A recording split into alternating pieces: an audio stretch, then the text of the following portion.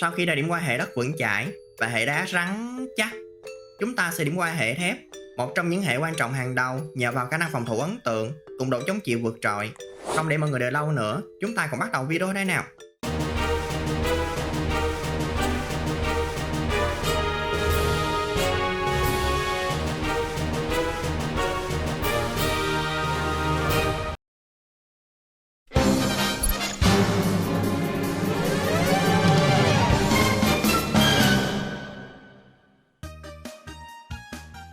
Đã 30 năm trôi qua, hệ thép có 81 loại Pokemon được biết đến, chiếm 7,88% tổng số Pokemon.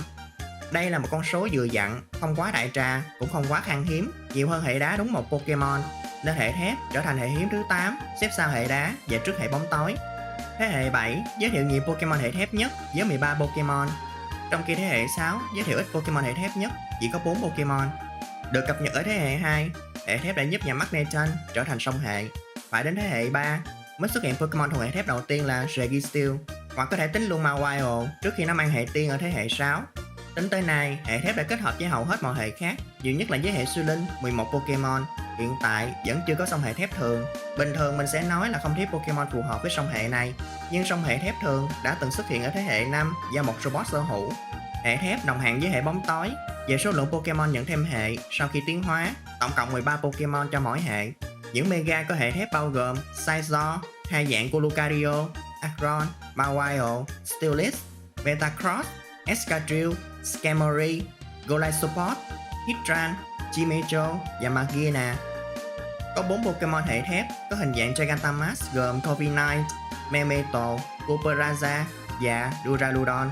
Những dạng vùng miền có hệ thép gồm nhà Alolan Sandslash, nhà Dugtrio, Galarian Male, Galarian Stunfisk, nhà Hisuian Guja. Các Pokemon của hệ thép thì hiển nhiên cơ thể của chúng có cấu tạo từ một phần hoặc hoàn toàn từ kim loại,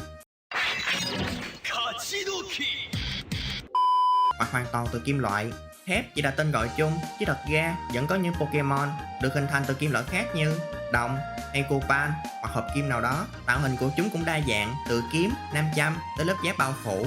Đặc biệt còn có thể là sự ám chỉ ngầm đến tinh thần thép như với Lucario.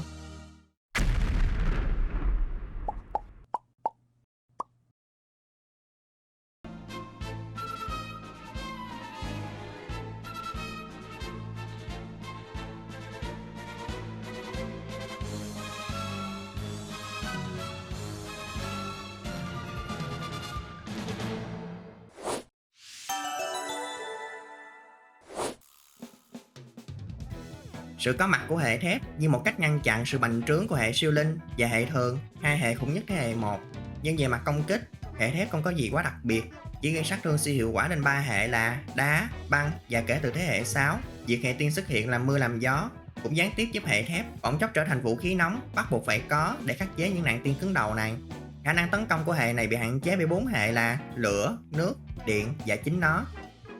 Điểm đáng giá của hệ thép là ở phòng ngự. Trung bình các Pokemon hệ thép đều số chỉ số thủ vật lý cao kỷ lục thuộc top đầu, biến chúng thành những bức tường trên sân đấu. Và đây còn là đơn hệ có thể kháng được nhiều hệ nhất tới 10 hệ. Nó cùng với hệ lửa là hai hệ kháng luôn tất cả các hệ mà chúng gây sát thương siêu hiệu quả. Hệ thép thì vẫn là hệ duy nhất kháng được các chiêu thức hệ gồng. Chưa hết, mọi hệ gây sát thương siêu hiệu quả lên các hệ giác đấu, gồng hoặc tiên đều hoặc bị hệ thép kháng hoặc hoàn toàn không có tác dụng lên hệ thép. Bên cạnh việc kháng, hệ này có thêm khả năng không sợ bị trúng độc. Bù lại, hệ thép bị khắc chế bởi 3 hệ có độ phủ sóng cực kỳ rộng hiện nay là giác đấu, đất và lửa. Hoặc có thể nói, lý do chúng được đánh giá cao là bởi khả năng khắc chế hệ thép của chúng. 3 hệ khởi đầu cơ bản đều gây sát thương khác nhau lên một Pokemon thuần hệ thép, một đặc điểm cũng có ở hệ bọ. Trước đây, hệ thép kháng được các chiêu thức hệ ma và hệ bóng tối, nhưng từ thế hệ 6, nó đã đánh đổi đặc điểm này, đổi sang kháng và khắc chế hệ tiên. Cho nên hệ này cũng là hệ duy nhất từng mất đi kháng cự vốn có. Tuy bản thân hệ thép kháng được nhiều hệ và là một hệ tuyệt vời giúp khắc phục điểm yếu cho các hệ khác, nhưng đa phần các điểm kháng này chỉ tương đương với một Pokemon đơn hệ thép.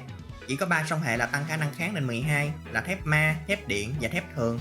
12 cũng là con số kháng cao nhất mà một Pokemon có thể đạt được ở thời điểm hiện tại.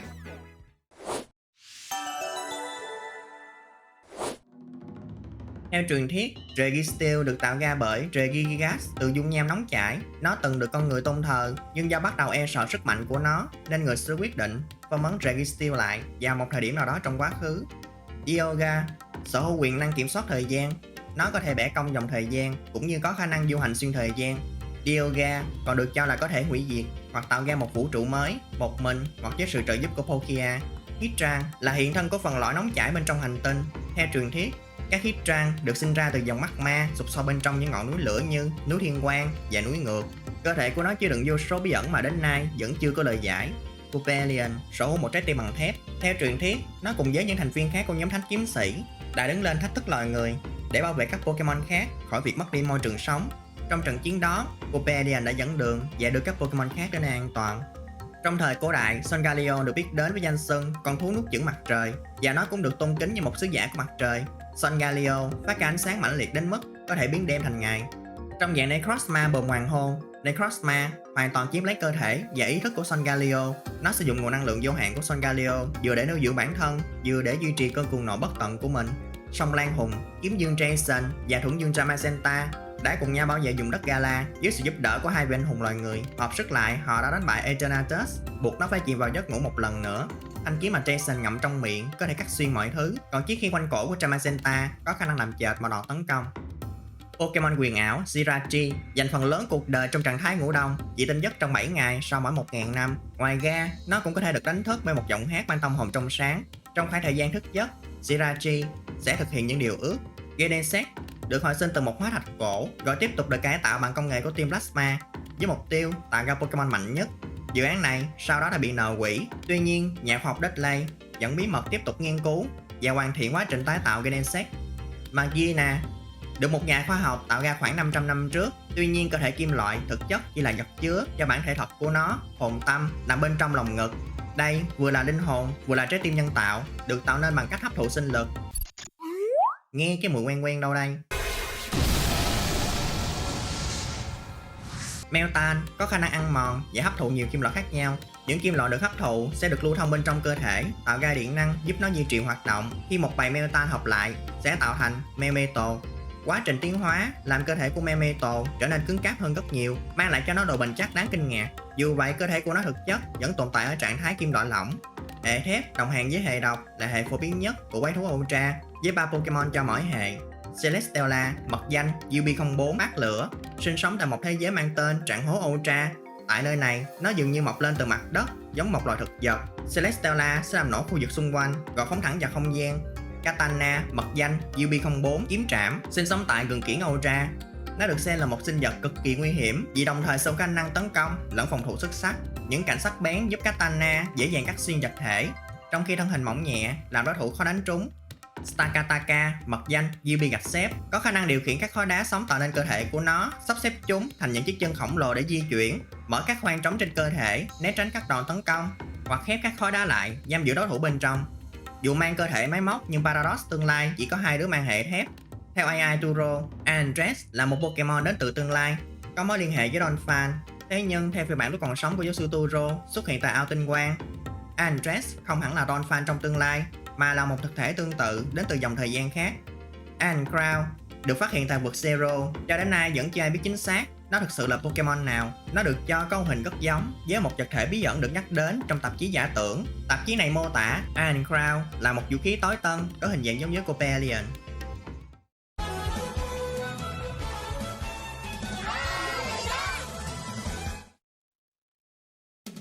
Eternal Flower Floate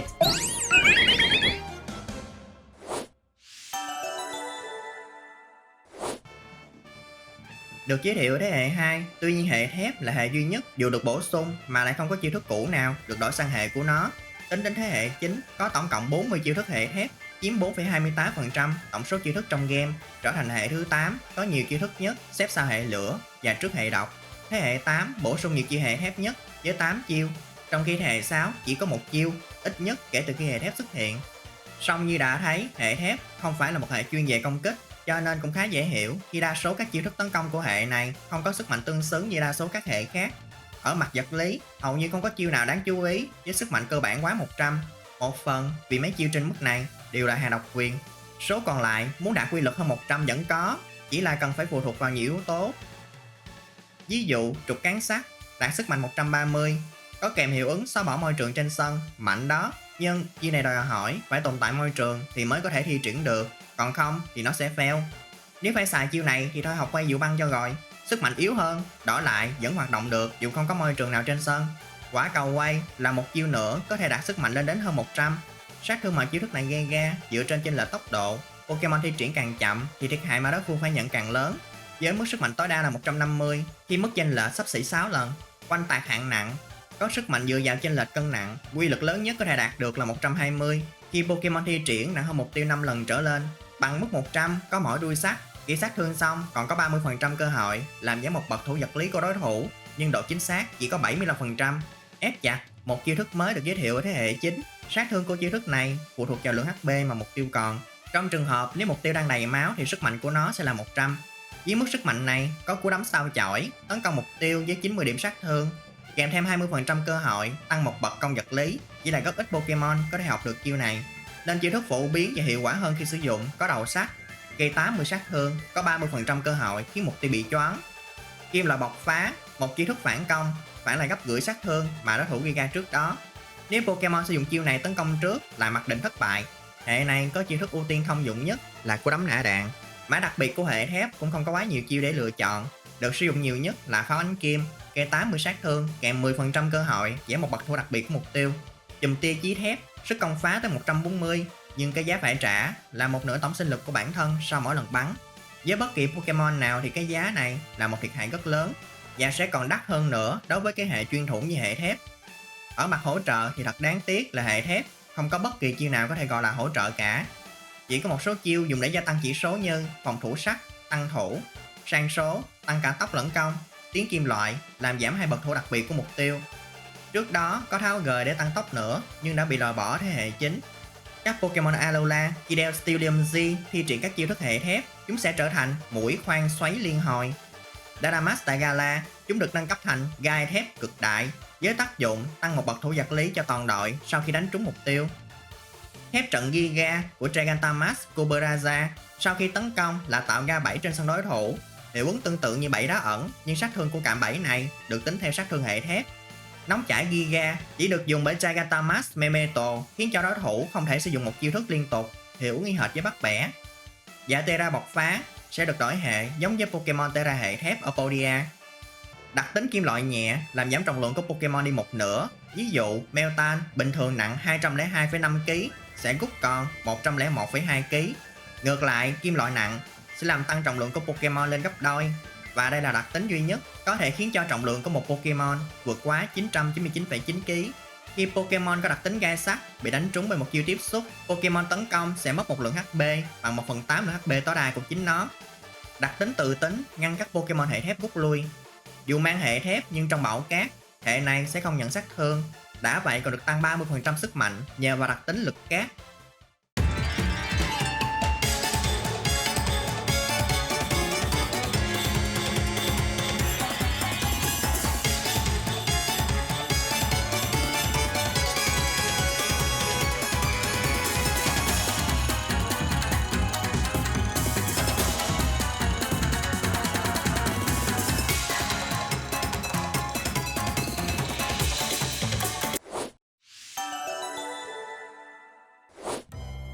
Kể từ khi hệ thép xuất hiện, mỗi thế hệ đều giới thiệu ít nhất một chuyên gia sử dụng Pokemon hệ thép.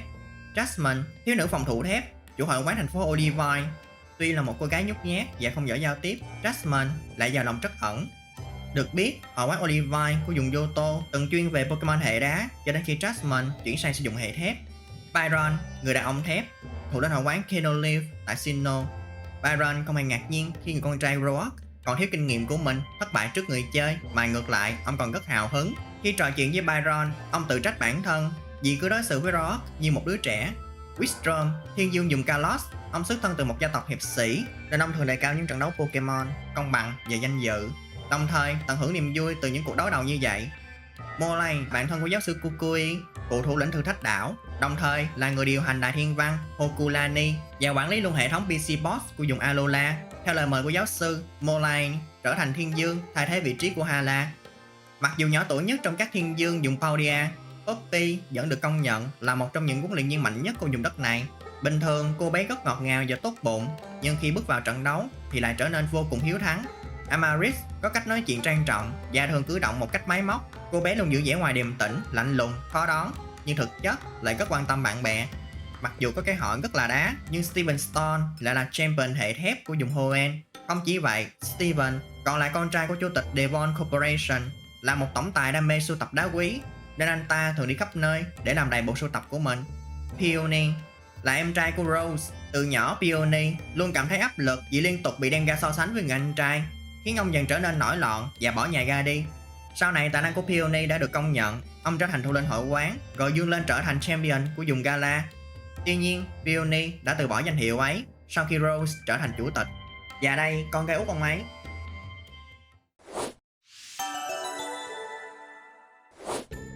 Và đó là thông tin về hệ thép trong thế giới Pokemon mà mình gửi đến mọi người. Hy vọng là sẽ giúp mọi người có thêm thông tin thú vị về cái hệ toàn bức tường di động này. Nếu mọi người thấy video hữu ích thì cho mình xin một lượt like, share và đăng ký nha. Hoặc nếu có chỗ nào thiếu sót, rất mong sẽ được mọi người góp ý ở phần bình luận bên dưới. Cảm ơn mọi người đã xem hết video. Và giờ thì hẹn gặp lần sau. Bye.